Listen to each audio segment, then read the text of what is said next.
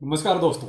आज आपके लिए दो बहुत ही इंपॉर्टेंट न्यूज, एक है वजीरेक्स को लेकर और दूसरी है पावेल साहब। ये भी कुछ आज ऐसा बोलेंगे जिससे मार्केट बहुत ज़्यादा वोलेटाइल रह सकता है। चलिए क्या क्या ये इंपॉर्टेंट न्यूज आपके लिए है, खासकर वजीरेक्स वालों के लिए भी इस वीडियो में पूरा कंप्लीट डिस्कस करते हैं। और ये पावेल साहब जो बोलेंगे उसका मार्केट पर आज क्या इंपैक्ट आएगा, क्या वोलेटाइल रह सकता है, कितना वोलेटाइल रखता है, चलिए सारा डिस्कस करते हैं। लेकिन पहले बात करते हैं वजीरेक्स की, जो रोज एक नई कील ठुकती जा रही है एंड की तरफ, टाटा बाय बाय होने की तरफ। अब आज ऐसा क्या हुआ, जो हुआ था वो वैसे मैंने आपको ट्विटर टेलीग्राम पर पहले ही अपडेट दे दिया था इसका, कि एक्चुअली सबसे बड़ा जो ये कहते हैं कि जो नाश होना था वो हो गया है। अब ये क्या हुआ था, ये हुआ बाइनेंस ने साहब बहुत क्लियर कट अनाउंसमेंट कर दिया कि 25 तारीख को WRX टोकन को हम अपने यहां से डीलिस्ट कर रहे हैं। अब देखो, वर्ल्ड का सबसे बड़ा एक्सचेंज और ये कहे कि हम वजीरेक्स को बिल्कुल साइड कर रहे हैं, बिल्कुल किनारे कर रहे हैं, तो फिर उससे बहुत बड़ा संदेश दूर तक जाता है। और वो ये था कि भाई देखिए, जब उसने डीलिस्ट करने का फरमान जारी कर दिया है तो जहां जहां भी WRX होगा वो धीरे धीरे सभी अपने प्लेटफॉर्म से इसको हटाना शुरू कर देंगे। जैसे ये अनाउंसमेंट हुआ है तब तो फिर भी ठीक ठाक था, लेकिन जैसे अनाउंसमेंट हुआ 60% प्राइस वहां से भी नीचे आ गए जहां पर ये था। यानी कहां पर था, अप्रोक्स आप ये मान सकते हैं 0.2423 के आसपास था डॉलर में। करंट में प्राइस आपका 0.10 के आसपास, अप्रोक्स 60% के आसपास प्राइस वहां से नीचे आ गया। लेकिन मुझे एक चीज ये अभी तक भी समझ में नहीं आ रही कि ऐसे कौन से महारथी हैं जो अभी भी इसको होल्ड करके बैठे हैं। यानी कि यहां से प्राइस नीचे आया है ना, यानी कि लोगों ने सेल मारा है। तो ऐसे कौन से वो महाबुद्धिमान लोग हैं जो इतना सब कांड हो गया उसके बाद भी WRX को टोकन को लेके बैठे हैं। भाई देखिए, जो लोग वजीरेक्स पर फंसे हुए हैं, चलो उनकी तो कहानी दूसरे के, वो तो कुछ कर ही नहीं सकते, उनके तो हाथ बंधे हुए हैं, वो तो चाह के भी कुछ नहीं कर सकते। लेकिन बहुत से लोगों ने दूसरे एक्सचेंजों पर भी तो लिया होगा, वो क्या सोच के अब तक इसको होल्ड कर रहे थे। भाई बड़े बड़े बुद्धिमान लोग बैठे हुए हैं, जब इतना कांड हो गया उसके बाद तो कहानी खत्म ही हो जानी चाहिए।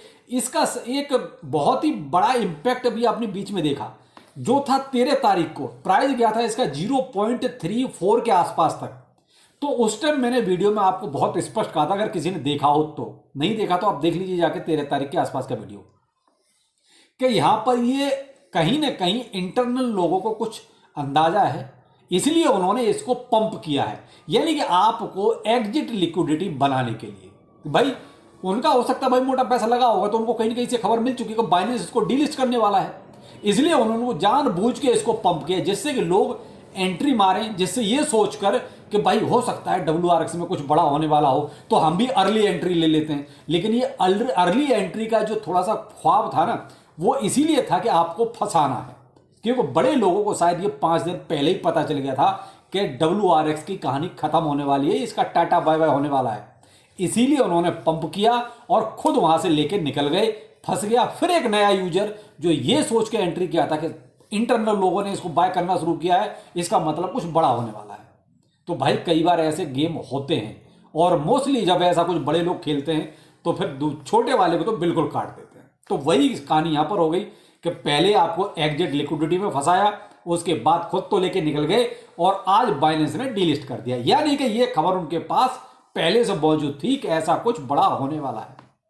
तो भाई मैंने तो हमेशा से यही कहा है कि WRX, वजीरेक्स, पाई 42, सार्डियम, ये सब जो भी इसके ड्रामे हैं उन सब से दूर रहो। कोई जरूरत नहीं है इनमें फंसने की। बहुत सारे एक्सचेंज हैं, बहुत सारे टोकन हैं, उनमें कहीं भी आज इन्वेस्ट कर लो जाके, जरूरत नहीं है WRX के चक्कर में पड़ने की। तो भाई अब ज्यादा कुछ कहने के लिए इसमें बचा भी नहीं, क्योंकि अब बचा क्या है, मामला तो सारा फिनिश हो चुका। तो अब यहां जो मुद्दे की बात यह है कि भाई इससे यह लगता है कि बाइनेंस ने बिल्कुल किनारा कर लिया। बाइनेंस लगता है कि बिल्कुल अपने साथ इसका नाम भी नहीं रखना चाहता। तो हम जो एक ये उम्मीद कहीं 1% मान के चल रहे थे कि मे बी बाइनेंस एक्वायर करे, या मे बी बाइनेंस कुछ बीच का रास्ता निकाल के फंडिंग वगैरह कुछ इंतजाम कर दे, तो भाई इस हिसाब से तो बिल्कुल नहीं लगता कि बाइनेंस 1% भी वजीरेक्स की हेल्प करेगा। वजीरेक्स बिल्कुल उसने किनारे कर दिया, दूध में से जैसे मक्खी निकाल के फेंक देते हैं वैसे वजीरेक्स, WRX सबको निकाल के फेंक दिया है। जो ये हुआ है आज, उस तरीके से देखा जाए तो भाई अब पूरा का पूरा एक रहमो करम रह गया निश्चल सेठी का कि वो वजीरेक्स यूजर्स को क्या देगा नहीं देगा। नहीं कह सकते अभी। हाँ, एक आपके लिए गोटी जरूर आज उसने फेंकी है फिर दोबारा आके, अगर आप ट्विटर पे एक्टिव होंगे तो। डेक्स लाने की बात कर रहा है और कहीं ना कहीं वही फंसाने का जुगाड़ फिर बना रहा है कि आप लोग आइए, हम आपको डेक्स के जरिए आपका रिफंड वापस करेंगे। तो मुझे तो ये समझ नहीं आ रहा कि कौन अब उस पर विश्वास करेगा, कैसे इसको मान लीजिए FIU से रजिस्ट्रेशन भी मिलेगा। पहले से ही वजीरेक्स पे इतना ज़्यादा लफड़ा पहले ही चल रहा है, ED की इतनी सारी कार्रवाइयाँ चल रही हैं, तो इसको क्या FIU से रजिस्ट्रेशन मिलेगा? क्या ये जो डेक्स लेके आएगा भी उस पर आप विश्वास करेंगे? मुझे तो नहीं लगता कि करेंगे। तो कैसे ये डेक्स सक्सेसफुल होगा?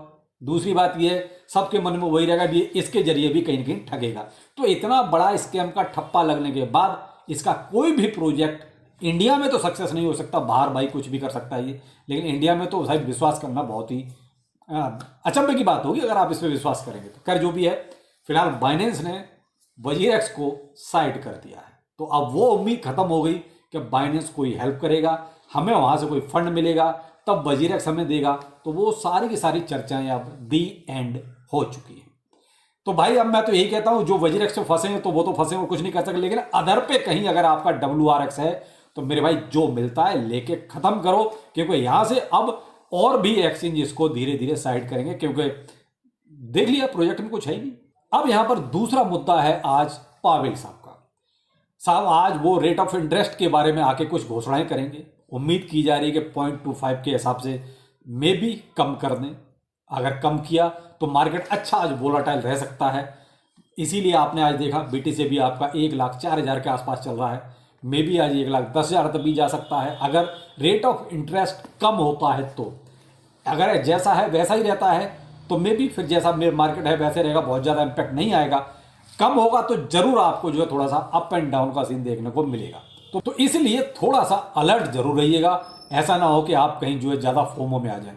बाकी देखिए बुलिश है सब कुछ, ऐसा मुझे लग नहीं रहा कि मार्केट में कुछ ज़्यादा नेगेटिव जैसा सीन कुछ है, कहीं भी नहीं है। क्योंकि आपने देखा आज ब्लैक रॉक ने अप्रॉक्स 7,000 के आसपास BTC की फिर से बाइंग की है, तो बड़े लोग तो खरीद रहे हैं। थोड़ा सा बस ये लोग पैनिक क्रिएट करते हैं छोटे लोगों के लिए। तो यहाँ मैं तो यही कहूँगा कि देखिए अभी भी आपका फीयर एंड ग्रीड इंडेक्स आपका 80 है, यानी कि आपका एक्सट्रीम ग्रीड में ही है मान के चलें। मार्केट कैप भी आपका 3.6 ट्रिलियन है, तो मार्केट के अकॉर्डिंग देखा जाए तो सब कुछ ठीक है। डोमिनेंस भी 56 के आसपास चल रहा है BTC का। तो मैंने कहा ना 1,04,000 BTC चल रहा है, तो फिलहाल ये वाला जो सीन है ना 1,10 तक भी जा सकता है अगर रेट ऑफ इंटरेस्ट कम होगा। दूसरा यह सबसे बड़ी जो बात होती है वो होती है पावेल साहब की स्पीच में क्या रहेगा, क्योंकि जो इम्पैक्ट आता है ना सारा पावेल साहब क्या बोलते हैं उस पर सारा इम्पैक्ट आएगा। तो देख लीजिए भाई क्या बोलते हैं, क्योंकि टाइम बहुत है, अभी तो लगभग वही 12 बजे के आसपास का मान के चलें तब इनका कुछ अनाउंसमेंट होगा। तो देखते हैं क्या रहता है मार्केट का सीन।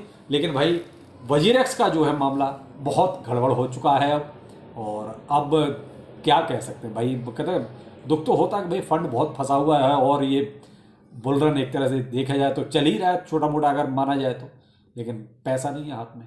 वजीरेक्स का यूजर का तो यही हाल है, पैसा ही नहीं है हाथ में, तो वो करें क्या? उनके लिए तो बुल रन या आपका बियर मार्केट एक ही जैसा हो गया। खैर जो भी है तसल्ली रखिए, मैं तो यही कहूँगा, और उम्मीद रखनी चाहिए, अभी उम्मीद मत छोड़िए, और उम्मीद करते हैं कि सब कुछ अच्छा ही होगा। बाकी चलिए फिर मिलते हैं किसी अपडेट के साथ। नमस्कार।